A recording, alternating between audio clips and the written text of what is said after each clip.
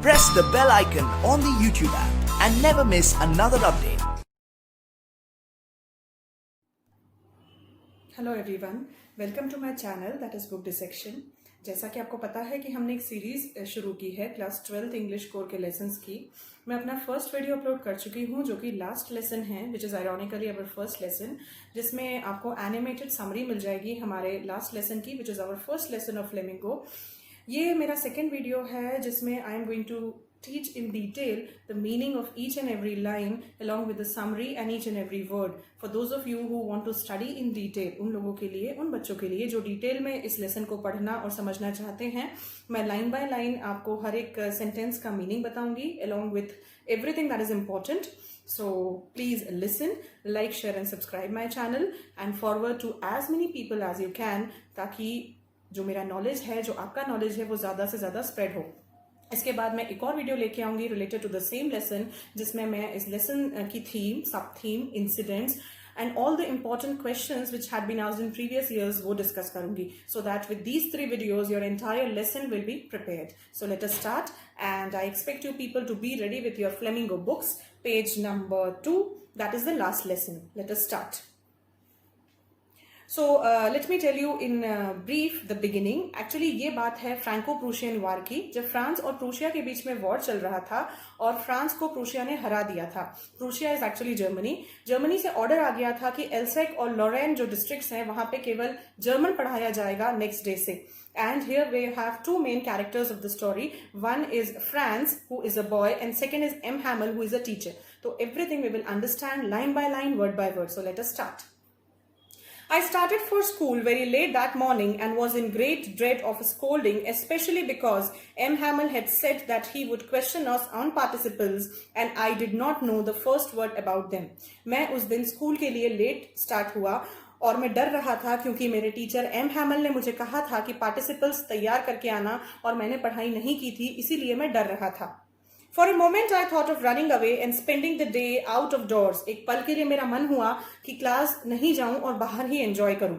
It was so warm, so bright. बाहर का माहौल बहुत ही अच्छा था। The birds were chirruping at the edge of the woods. Birds की चिरपिंग की आवाज सुनाई दे रही थी, चिड़िया चहचहा रही थी। And in the open field back of sawmill, the Prussian soldiers were drilling. और बाहर जो है Prussian soldiers की drilling की भी आवाज आ रही थी। It was all much more tempting than the rule of participles. These all things were very tempting. So from these this one paragraph, we can have 2 questions. Question number 1, what were the things that were tempting France? वो क्या चीजें थी जो कि tempt को France कर रही थी to not to go to school? So France was getting tempted because of the chirruping of the birds, because of the warm climate, and because of the Prussian soldiers drilling. When I passed the town hall, there was a crowd in the front of bulletin board. जब मैं town hall से पास हो रहा था, मैंने देखा कि bulletin board के यहाँ पे बहुत ज्यादा भीड़ है। For the last 2 years, all our bad news had come from there: the lost battles, the draft, the orders of commanding officer, and I thought to myself without stopping, what can be the matter now? पिछले 2 सालों से bulletin board पे हमेशा बुरी खबर ही आ रही थी और इस बार मैं सोच रहा था कि आज क्या खबर होगी। Then I hurried by as fast as I could. The blacksmith watcher who was there with his apprentice reading the bulletin called after me, "Don't go so fast, Bub. You'll get to your school in plenty of time." फिर मैंने फटाफट जल्दी जाने की कोशिश की तो वहां पे एक ब्लैकस्मिथ था। ब्लैकस्मिथ ने मुझे कहा कि ज्यादा जल्दी मत करो, तुम स्कूल पहुंच जाओगे। Not important. See, with every paragraph I will be telling you all the possible questions from that paragraph so that you will be preparing for your exam also along with reading. I thought he was making fun of me and reached M. Hamel's little garden all out of breath. मुझे लगा वो मेरा मजाक उड़ा रहा है और मैं M. Hamel के गार्डन तक पहुंच गया। Actually near the school there was teacher's little garden. School था, स्कूल के पास में M. Hamel का एक गार्डन था, तो मैं वहां तक पहुंच चुका था। That means France was about to reach the school. Usually when school began there was a great bustle which could be heard out in the streets. Now a very important question. What were the unusual thing that France noticed that day? वो सारी unusual चीजें जो कि France ने notice की वो अब आने वाली है in the coming paragraphs. तो यूजुअली जब भी स्कूल चलता है तब बहुत ज्यादा डिस्टर्बेंस होता है, like the opening and closing of desk. जैसे स्कूल के पास तक हम पहुंचते हैं, हमें डेस्क की आवाज सुनाई देने लग जाती है। Lessons repeated in unison. Lessons repeated in unison means all the children repeating the lessons together. जो प्राइमरी क्लासेस होती हैं वहां पे टीचर लेसन रीड करता है या कुछ पोएम्स रीड करता है, and then the children also do the same thing. तो लेसन्स की आवाज आती है। very loud, with our hands over our ears to understand better, and the teacher's great ruler rapping on the table. और teacher के ruler की आवाज आती है टेबल पे रैप करने की. But now it was all so still. लेकिन अब इतनी शांति क्यों है? I had counted on the commotion to get to my desk without being seen, but of course that day everything had to be as quiet as Sunday morning. उस दिन मैंने सोचा कि चुपचाप अपनी जगह पे जाके बैठ जाता हूँ, because he was late for the school and class had already begun. लेकिन उस दिन इतनी शांति थी जैसे कोई संडे मॉर्निंग हो. Through the window, I saw my classmates already in their places. मैंने खिड़की में से देखा मेरे classmates already अपनी जगह पे बैठे हुए थे, and M. Hamel walking up and down with his terrible iron ruler under his arm. और M. Hamel जो कि टीचर हैं, वो जो हैं अपनी आयरन रूलर लेके चल रहे थे. I had to open the door and go in before everybody. मुझे दरवाजा खोल के सबके सामने ही क्लास में जाना पड़ा. You can imagine how I blushed and how frightened I was. आप समझ सकते हैं मैं कितना डर रहा था, because M. Hamel was a very strict teacher and Franz was late for the school. But nothing happened. लेकिन कुछ हुआ ही नहीं. M. Hamel saw me and said very kindly, "Go to your place quickly, little Franz. We were beginning without you." M. Hamel ने कहा कि जाओ जगह पे जाके बैठ जाओ, हम तो तुम्हारे बिना ही स्टार्ट करने वाले थे. Now this was very weird. ऐसा कैसे हो गया कि टीचर ने आज कुछ भी नहीं कहा. I jumped over the bench and sat down at my desk. मैं गया और अपनी डेस्क पे बैठ गया. Not till then, when I had got a little over my fright, मैं थोड़ा सा अपने डर को काबू कर रहा था, did I see that our teacher had on his beautiful green coat, his frilled shirt and little black silk cap all embroidered that he never wore except on inspection and prize days. मैंने देखा कि teacher ने जो dress पहन रखी थी, वो dress तो वो इंस्पेक्शन और प्राइज डेज में पहनते थे, तो आज क्यों पहनी थी? Besides, the whole school seemed so strange and solemn. सारा स्कूल बिल्कुल शांत था. But the thing that surprised me most was to see on the back benches that were always empty. सबसे ज्यादा strange चीज जो मैंने देखी वो ये थी. The village people sitting quietly like ourselves, old Hauser with his three-cornered hat, the former mayor, the former postmaster and several other besides. मैंने देखा कि पीछे बेंचेस पे विलेज के जो प्रोमिनेंट डिग्निटरीज हैं, जैसे पोस्टमास्टर, मेयर, वो लोग सब बैठे थे क्लास में.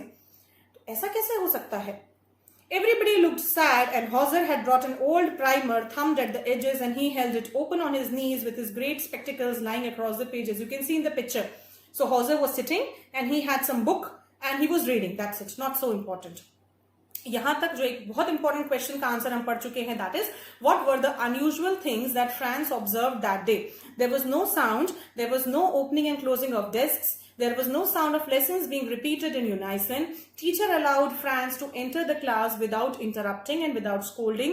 Teacher was wearing that unusual dress which he usually wore on prize days and inspection, and the back benches were being occupied by the prominent personalities of the village. So these all were the unusual things. तो France सोच ही रहा था कि ऐसा क्या हुआ कि ये इतनी unusual things यहाँ पे हैं.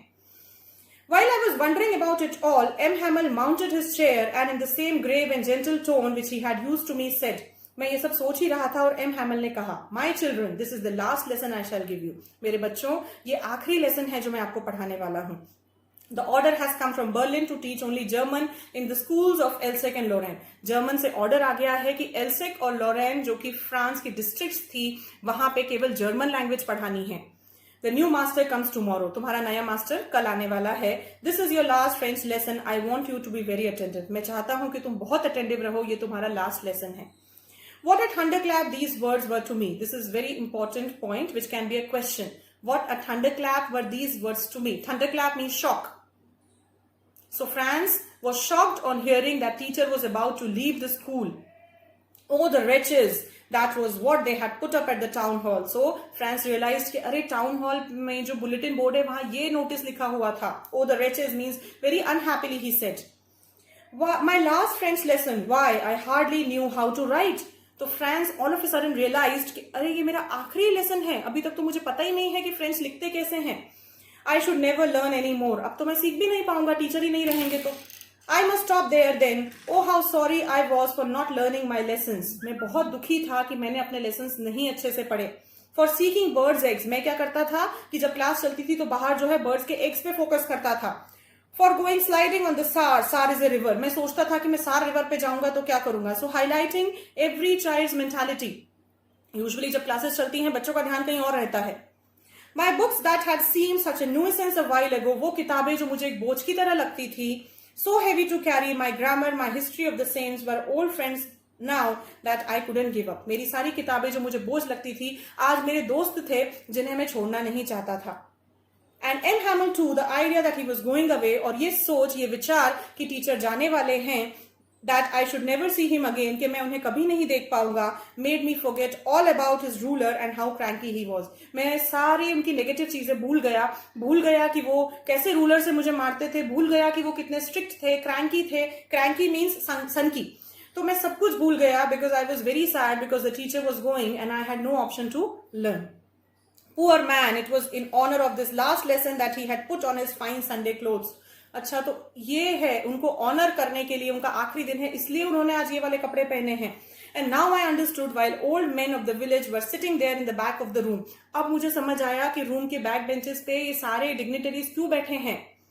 It was because they were sorry to that they had not gone to school more. इसलिए क्योंकि वो दुखी थे कि वो स्कूल नहीं गए, उन्होंने अपना एजुकेशन पूरा नहीं किया। It was their way of thanking our master for his 30 years of faithful service। ये उनका तरीका था हमारे टीचर को थैंक करने का, जिसने अपनी जिंदगी के 40 साल हमारे स्कूल को दिए थे। Of showing their respect for the country that was theirs no more। ये उनका तरीका था सम्मान देने का उस देश को जो देश अब उनका नहीं रहा। While I was thinking of all this, जब मैं ये सब सोच रहा था, I heard my name called। मैंने सुना कि किसी ने मेरा नाम पुकारा।